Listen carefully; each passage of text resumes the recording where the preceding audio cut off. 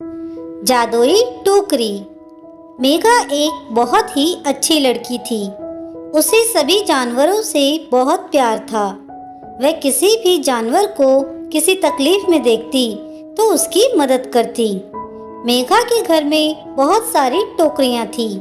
मेघा उन टोकरियों को सजा कर रखती थी और उसके घर में उसने कुछ जानवर पाल रखे थे, जैसे कुत्ता, बिल्ली, खरगोश, तोता। वो अपने सभी जानवरों को उन टोकरियों में रखती और उनके साथ बहुत खेलती। मेघा के घर को सब छोटा चिड़ियाघर कहते थे। एक दिन मेघा बाजार जा रही थी। रास्ते में उसे छोटा सा कुत्ते का बच्चा दिखाई देता है, जिसकी अभी आंखें भी नहीं खुली थी। मेघा जल्दी से जाकर उसे उठा लेती है और कहती है, ये कितना प्यारा है, लेकिन इसकी माँ कहीं दिखाई नहीं दे रही।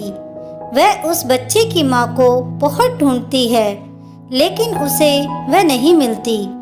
वह उसे अपने घर ले जाती है, लेकिन उसके पास उसके लिए कोई टोकरी नहीं होती।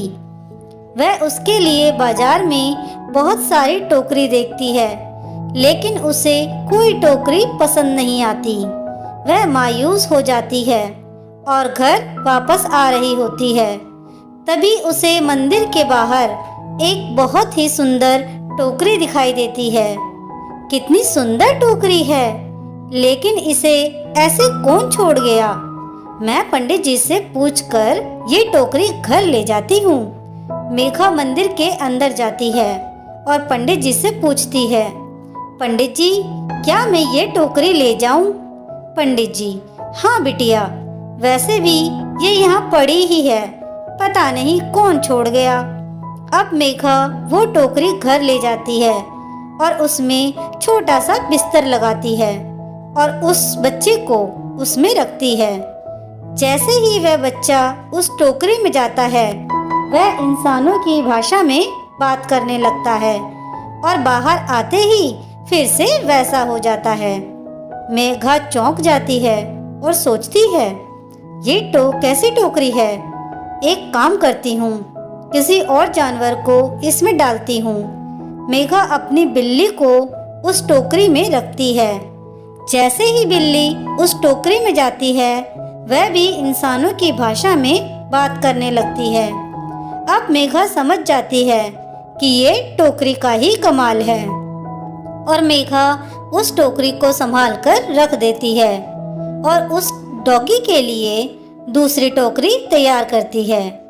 लेकिन जब भी मेघा को किसी जानवर से बात करनी होती है, मेघा उन्हें उस टोकरी में डाल देती है।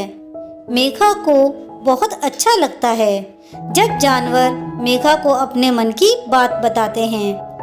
एक दिन पड़ोसी मेघा को अपनी बिल्ली और सभी जानवरों से बात करते देखता है।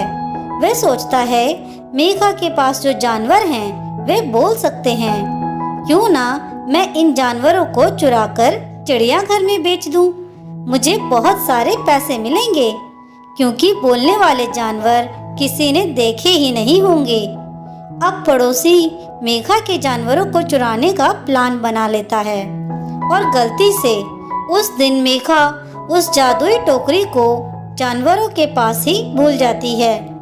अब रात को पड़ोसी चुपके से जानवरों को चुराने के लिए आता है और जैसे ही वह जानवरों को चुराने के लिए सबसे पहले बिल्ली को हाथ लगाता है, वह बिल्ली बन जाता है और उसको देखकर सारे जानवर आवाज करने लगते हैं। मेघा भागकर वहां आती है और कहती है, क्या हुआ?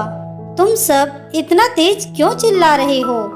इतने में उसकी नजर दूसरी बिल्ली पर पड़ती है और मेघा सोचती है, ये कहाँ से आई? वह उस बिल्ली को टोकरी में बैठाती है और उससे पूछती है, वो कौन है? मैं तुम्हारा पड़ोसी हूँ। मैं तुम्हारे जानवरों को चोरी करने आया था, लेकिन पता नहीं कैसे मैं बिल्ली बन गया। इतने में टोकरी में से आवाज आती है, ये सब मैंने किया है। मेघा उस बिल्ली को उस टोकरी से निकालती है और टोकरी अंदर ले जाती है। और कहती है कि उस बिल्ली को फिर से इंसान बना दो।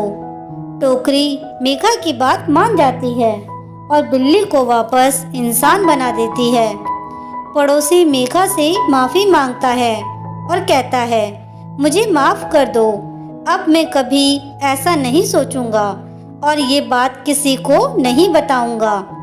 मेघा उसे जाने देती है और उस टोकरी को सुरक्षित रख देती है। दोस्तों, आपको ये कहानी कैसी लगी मुझे कमेंट करके ज़रूर बताएं।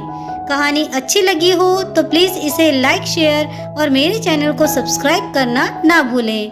कहानी सुनने के लिए आप सभी का बहुत बहुत धन्यवाद।